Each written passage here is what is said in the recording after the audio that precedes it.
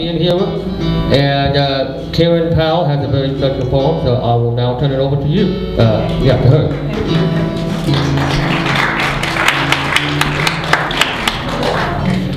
If you live around Sedalia, you probably have heard about the endeavor that a few of the people are working toward, and that is Trails End, and it's a project where they're hoping to get a large display of cattle and horsemen and a train and that type of thing on display in a public place to commemorate Sedalia as the end of the cattle drive in the 1800s.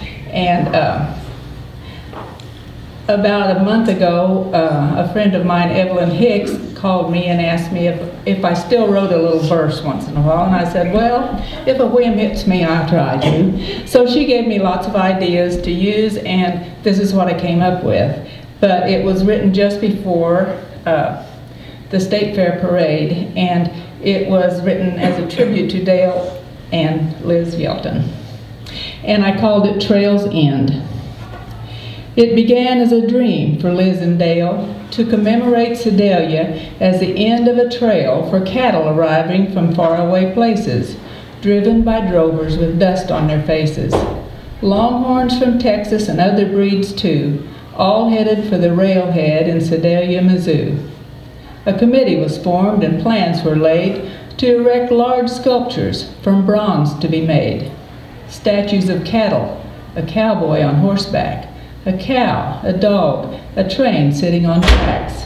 There would even be a windmill and a tall water tower set in a landscape of native grasses and flowers.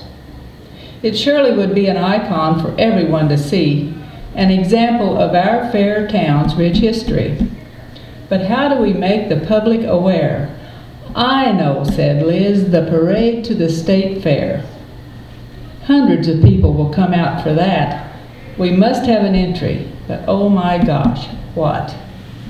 Ideas began to flood through her mind. She decided a check chuck wagon was what she must find.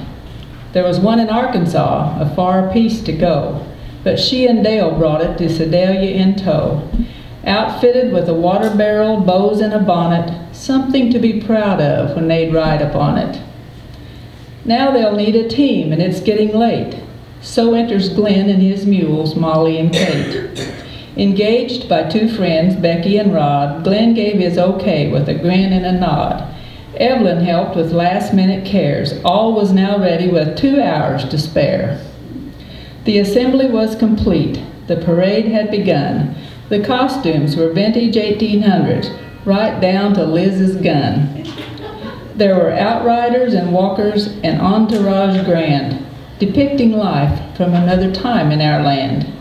When the parade was over, a smile crossed Liz's face because the Trails End entry had come in first place.